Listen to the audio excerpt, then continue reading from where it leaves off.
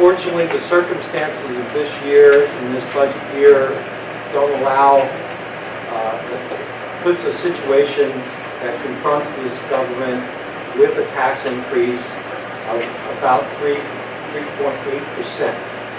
What that amounts to in a taxpayer for the municipal part of this budget is $24 more a month.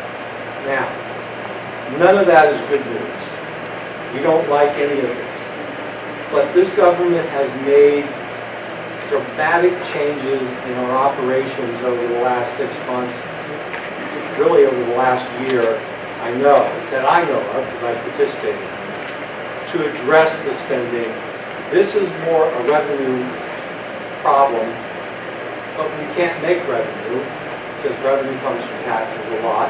Although for us, it's only 45% of our total revenue. So really, we're better off than most towns. But we have a revenue issue because our spending this year is only going up 1.2%. And that's about $900,000. And all that, we know that we settled our labor contracts that have been outstanding in one case for 4 years. And working with our police, we settled a very good contract for both of us. And that was done earlier this year. Those are the impacts of those increases. That's it. That almost totals right to that number.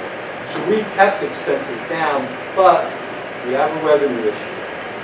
And what this government is going to be faced with over the next 6 months is a number of needed operational changes to bring down our costs.